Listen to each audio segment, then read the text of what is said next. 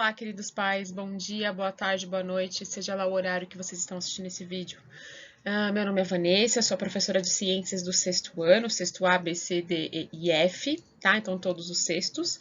E através desse vídeo eu vou passar um pouquinho do que a gente vai falar na reunião, tá? Então vamos lá.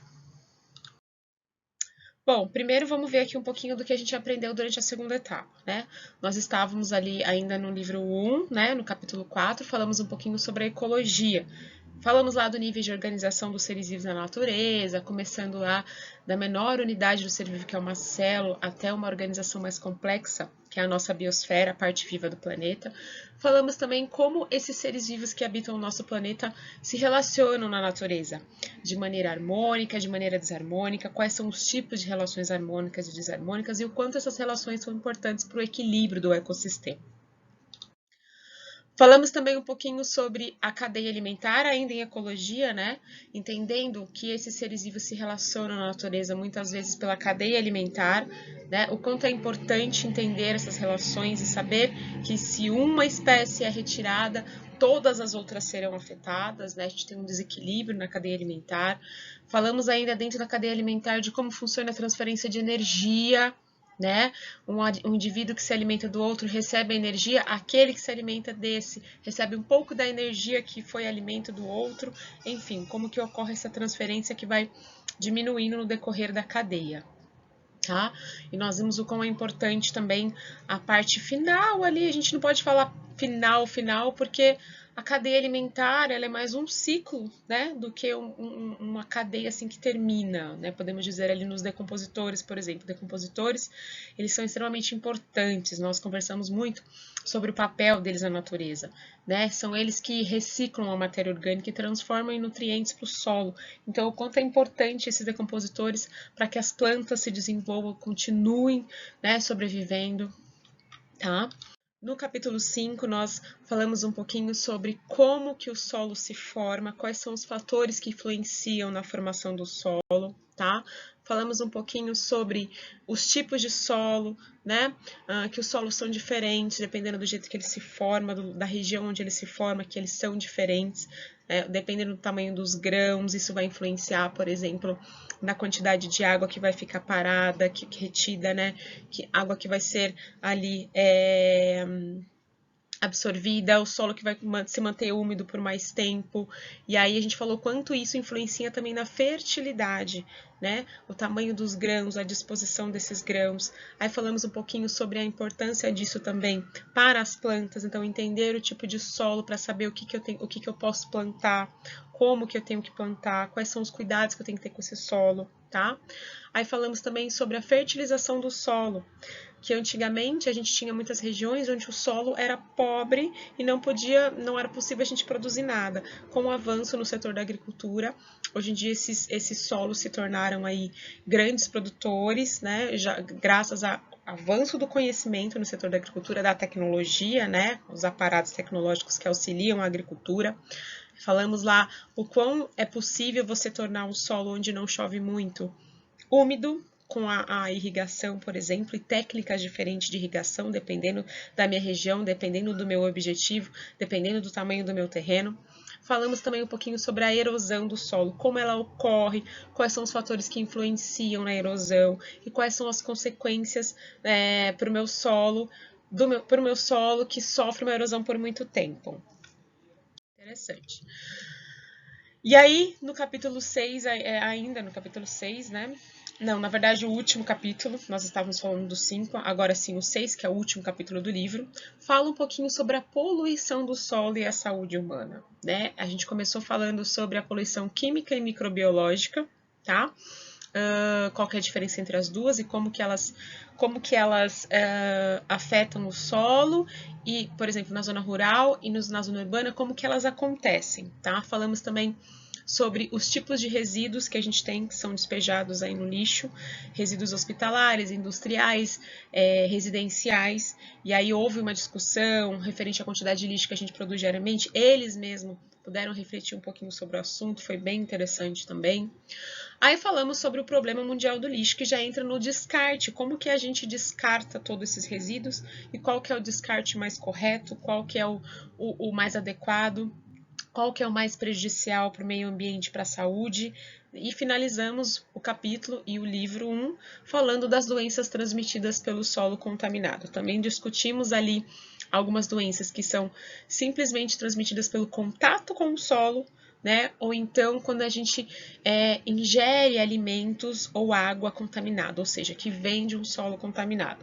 E aí também foi uma aula bem interessante que eles perguntaram bastante, né? A gente comentou a questão de andar descalço, né? De higienizar bem os alimentos, de ingerir só água potável. E aí falamos também sobre a relação dessas doenças com a falta de saneamento básico, né? Então, o sexto ano eles são muito participativos e eles se envolvem, eles perguntam, eles contam pelas algumas situações que eles já passaram, que tem a ver com o que a gente está falando, né? E eu espero que vocês também percebam, eu tenho percebido isso durante os dias aí, durante as aulas, né? Vamos lá. Bom, então nós começamos agora o livro 2, tá? Começamos na semana passada o livro 2, então fiquem atentos que já pode deixar um guardadinho em casa, tá? Porque nós provavelmente tem um conteúdo do 1 que ainda vai cair na primeira avaliação agora da terceira etapa, mas na mochila eles precisam carregar agora o livro 2. Inclusive nós já começamos o conteúdo que é a água, o livro 2 ele aborda água e ar. E começamos já falando de água, molécula da água, né, composição química e propriedades da água. E vamos dar continuidade a esse conteúdo agora. Como que os alunos foram avaliados nessa etapa, né? A gente teve lá a avaliação trimestral 1, valendo de 0 a 3 com peso 1. Tivemos a avaliação trimestral 2, que é a AT2, né? A ciência da natureza, aquela avaliação toda objetiva, também de 0 a 3 com peso 1. Tivemos duas APAs, né? Que entra ali também de 0 a 3. Cada APA valia 1,5 ponto, e nesse caso com peso 2. A primeira APA que nós fizemos foi referente a uma palavra cruzada com temas relacionados à ecologia que estávamos estudando naquele período. E a segunda APA que nós fizemos foi um projeto interdisciplinar com cultura de inovação, onde eles desenvolveram um vaso auto-irrigável na aula de cultura de inovação, e em ciências eles fizeram uma ilustração, né, fizeram um desenho desse vaso, uma expectativa de como é que ele vai ficar, como ele está agora e como que ele vai ficar, né? Ou então crianças que usaram mudinhas, como ele está agora e o que eles precisam fazer para manter a plantinha assim viva, né? E aí eles tinham que escrever no desenho os cuidados, pensando lá em tudo aquilo que a gente estudou sobre solo, o que eles têm que fazer para manter as plantinhas vivas, né? Tem que colocar na luz, qual é a quantidade de água, enfim. Então, tudo isso eles escreveram também no desenho. Foi muito interessante, porque eles vinham todas as aulas, pô, eu posso mostrar o meu vasinho para você? Olha como tá legal, eu plantei o feijão, ele cresceu rápido. Então, acho que foi uma APA muito legal, eles se envolveram, gostaram, curtiram fazer, né? E foram muito bem, saíram desenhos maravilhosos. Já vou mostrar um pouquinho para vocês. E a nossa avaliação qualitativa, né, de 0 a 1 com peso 2, que foi um questionário autoavaliativo. Os alunos puderam fazer uma reflexão sobre o comportamento deles durante a etapa, o que eles podem melhorar. É aquele momento de reflexão mesmo. Aqui só alguns desenhos, né, para vocês verem um pouquinho do que foi desenvolvido na APA 2, tá? O vaso auto-irrigável que eu estava comentando no slide anterior. Então, dá pra gente ver aqui que eles capricharam mesmo, eles gostaram, eles curtiram, escreveram lá os cuidados, né? E, enfim. Aqui mais um pouco, mais alguns outros exemplos de alguns outros vasos, né? Eu procurei pegar algum, não deu para colocar de todo mundo, né? Senão não ia dar tempo. Procurei expor aí de um pouquinho de cada sala. Tem alguns alunos que fizeram no presencial e entregaram a folhinha, então o da folhinha eu acabei não conseguindo fotografar, mas aqueles que estavam em casa que mandaram no Padlet, eu consegui pegar algumas imagens para vocês verem aí. Mas fiquem tranquilos que durante a mostra do conhecimento esses desenhos também estarão expostos e vocês poderão ver pessoalmente. Aí aqui mais alguns, né? Como eu falei, não tem como mostrar todos, mas só para vocês terem uma ideia do trabalho desenvolvido. Eu acho que vocês já devem saber, né? Eles devem ter falado durante aí os dias que eles fizeram, comentaram, se empolgaram, enfim. Foi um projeto muito legal, muito interessante, no qual eles aprenderam muito. E aí o cálculo para a média final foi o mesmo da primeira etapa, né? Então eles tinham ali a T1 e a T2 com peso 1, a APA e a qualitativa com peso 2, aí para calcular a média dividido por 7, nós tínhamos ali o valor da média final. Essa fórmula ela encontra-se também no TIA, tá? No TIA tem lá a nota com a legenda e dá para entender direitinho como que é calculado. A avaliação, a recuperação paralela, ela já começa agora, tá? A partir de hoje, né? Hoje é o dia da reunião, dia 14, então amanhã, dia 15, já começa a recuperação paralela. Dia 14, perdão, né? Hoje é dia 13, amanhã é dia 14. Nós teremos, então, a primeira aula de recuperação, que vai ser de ciências, tá? Aos alunos que ficaram com a média abaixo de 6, então fiquem atentos.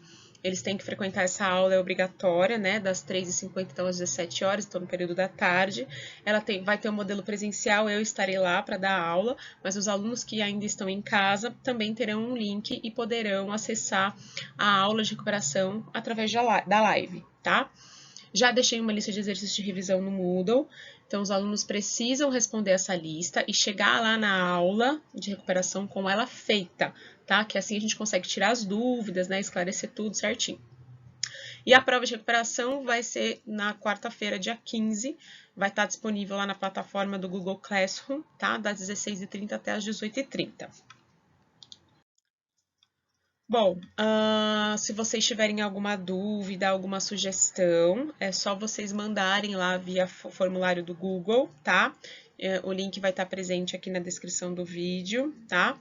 Porém, as respostas das perguntas de vocês eu não vou poder responder de imediato, pois eu vou estar, na hora que vocês estiverem assistindo, eu vou estar na reunião presencial, atendendo os pais no modelo presencial, tá? Mas o retorno dessas perguntas, tá? E até das sugestões, ele será dado nos próximos dias por e-mail, ou pela orientadora educacional, ou pela secretaria, tá? E eu estarei à disposição para atendê-lo caso você tenha essa necessidade de conversar, de conhecer, né? A gente pode marcar um Meet, tá? Eu fico à disposição. Você pode entrar em contato com a orientadora educacional, né? Com a Sueli, né? Falar, eu gostaria de marcar um horário com a professora de ciências para conversar um pouquinho sobre meu filho, sobre o rendimento dele.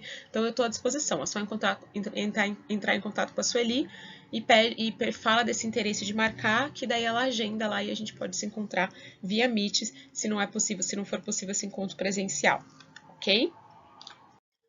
Queria agradecer pela parceria, pela confiança, tá? Isso faz muita diferença. Queria desejar também tudo de maravilhoso na vida de vocês, que Deus abençoe a família de vocês. Vocês são muito especiais. Esse sexto ano mora aqui, ó, no meu coração. Muito obrigada, queridos. Que Deus abençoe.